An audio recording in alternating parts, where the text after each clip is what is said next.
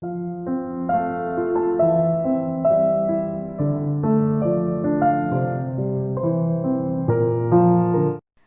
वालेकुम। आज हम एक वेज रेसिपी शेयर कर रहे हैं। ये है दाल करेला। इसके लिए चने की दाल का इस्तेमाल होता है और हमने जो करेला लिया है ये सूखा हुआ करेला लिया है। तो ये है ड्राइड बिटर गोर्ड। इसके लिए हमने करेलों को छीलकर पहले धो लिया था, फिर छीला था और इनको बारीक बारीक काट कर धूप में 2 से 3 दिन के लिए सुखा लिया था। जब ये सूख गए अच्छी तरह से तो इन्हें एक कंटेनर में स्टोर कर लिया। तो जब भी हमें पकाना होता है तो हम इसे गर्म पानी में भिगोकर पका लेते हैं।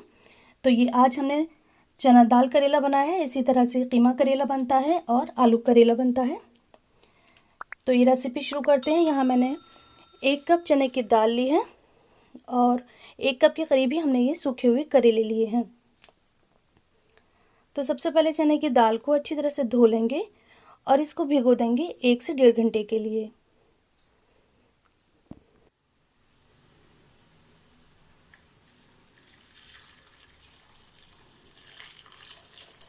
दाल को भिगे हुए 1 घंटा हो गया है। अब हम करेलों में गर्म पानी डालेंगे जिससे कि करेले सॉफ्ट हो जाएं। पानी इतना डालना है कि करेले अच्छी तरह से उसमें डूब जाएं। तो करेलों को साइड पर रख देंगे। अब हम दाल उबालेंगे। तो ये जो भीगी हुई चने की दाल है इसको हम एक भगोने में बॉईल करेंगे और इसको इतना बॉईल करना है कि दाल बिल्कुल सॉफ्ट हो जाए। इसको ढककर हम हल्की आंच पर पकने देंगे जब तक हम दूसरी प्रिपरेशन कर लेते हैं। तो यहाँ हमने एक बड़ी प्याज ली है जिसको फाइनली स्लाइस में कट कर लिया है। इसे हम फ्राई करेंगे। और 1 चम्मच हमने लहसुन का पेस्ट लिया है, 1 चम्मच अदरक का पेस्ट लिया है, यानी 2 चम्मच जिंजर गार्लिक पेस्ट लिया है और 1 बड़ा टमाटर लिया है जिसको हमने धोकर पेस्ट बना लिया है। तो अब एक पॉट में हम मस्टर्ड ऑयल गरम करेंगे। मैंने यहाँ पर सरसों का तेल लिया है। ये जो रेसिपी है सरसों के तेल में अच्छी बनती है। तो तेल को अच्छा गर्म होने के बाद इसमें जो भीगे हुए करेले थे उन्हें पानी से निकाल कर हम इन्हें फ्राई कर लेंगे। तो हाई फ्लेम पे करेलों को फ्राई करना है अच्छा गोल्डन कलर आने तक। 4 मिनट तक हमें इसे फ्राई करना है। 4 मिनट में ये अच्छे गोल्डन और क्रिस्पी हो जाएंगे। ये करेले गोल्डन हो गए हैं, ब्राउन हो गए हैं। इन्हें हम तेल से अलग कर लेंगे। अब इसी तेल में हमने जो प्याज काट के रखी थी उसको फ्राई कर लेंगे।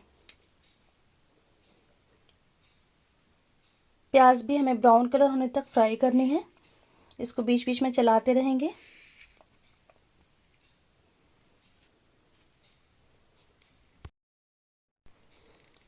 प्याज फ्राई हो रही है तब तक हम दाल चेक कर लेते हैं। देखिए इतनी अच्छी तरह से सॉफ्ट हो गई है। इसको दबाने पर इसमें कच्चा दाना नहीं है, बिल्कुल अच्छी तरह से सॉफ्ट हो चुकी है। तो बस अब जो दाल की गैस है उसको बंद कर देंगे और फ्लेम को ऑफ करके हम इस दाल को ढक कर रख देंगे।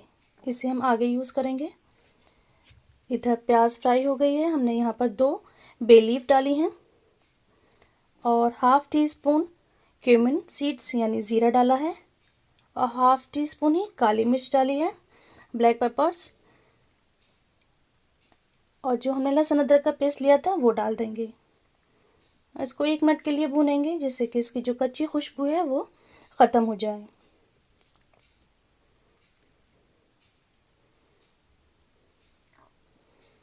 लहसुन अदरक के भूनने के बाद हम इसमें जो टमाटर पेस्ट है वो डाल देंगे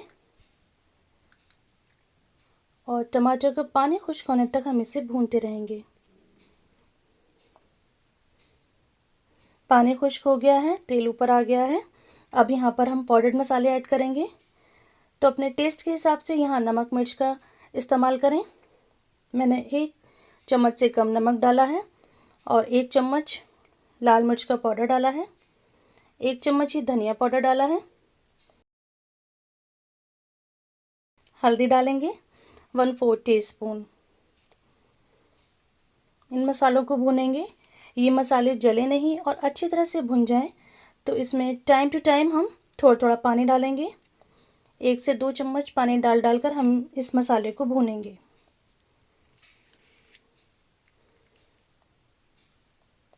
और चमचा चलाते रहेंगे जिससे मसाला जले नहीं।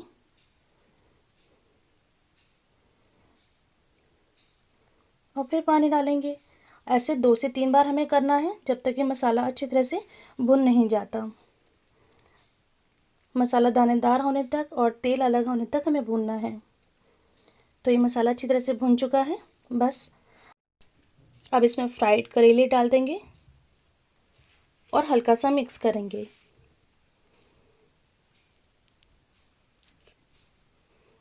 ये दाल जो हमने उबाली थी उसको डाल देंगे। अगर आपकी दाल में पानी ज़्यादा है तो पानी कम कर लें और थोड़ा ही पानी इसमें जाएगा। दाल डालकर भी इसको मिक्स कर लेंगे। अब इसमें गरम मसाला पाउडर डालेंगे। तो 1/4 टीस्पून हमने गरम मसाला पाउडर डाला है और 1/4 टीस्पून ही आमचूर पाउडर यानी आम का सूखा हुआ पाउडर डाला है, यानी खटाई का पाउडर। और इसे मिक्स करके ढक देंगे और गैस की फ्लेम को बिल्कुल लो कर देंगे और 2 मिनट के लिए इसको ऐसे ही लो फ्लेम पर कुक करेंगे।